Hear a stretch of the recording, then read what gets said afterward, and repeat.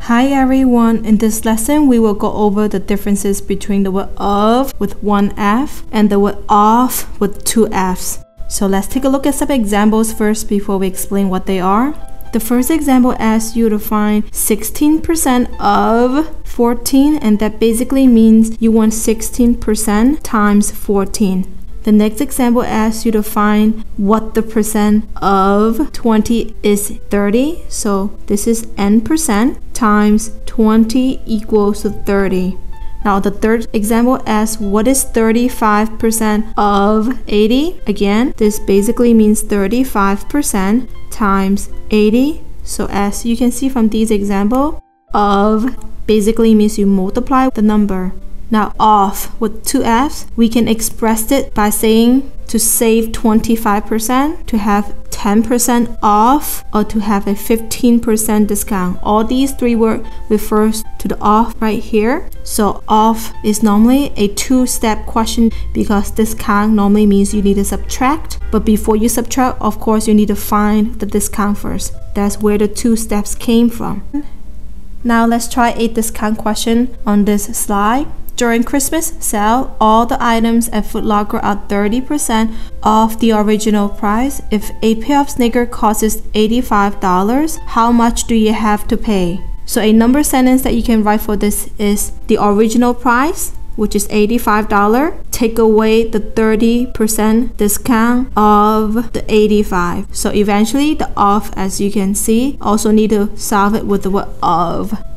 And you should remember from the previous video, percentage can be translated by dividing the number by 100. So we have 85 minus 0.3 times 85.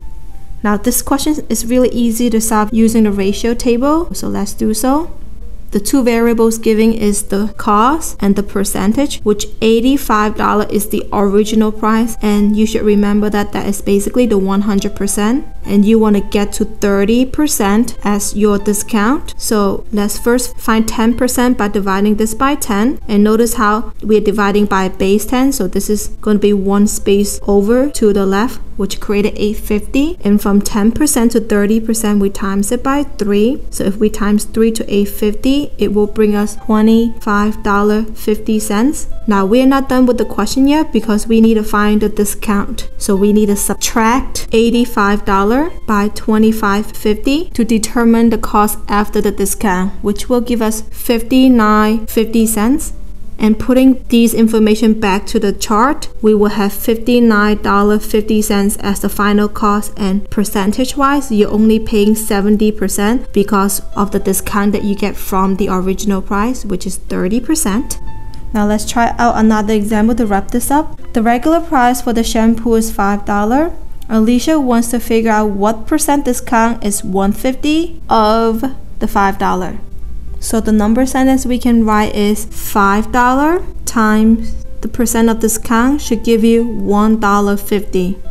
So now let's begin with a ratio table again, which again we're comparing cost to percentage. So if the original price is $5 per our previous discussion, that's 100%. And since 10% will be 50 cents, then 20%, as you can see, will be $1 because of doubling. So if we continue, 30% will be $1.50. So this is a pretty straightforward question where 30% will be the discount that you're getting per the ratio table.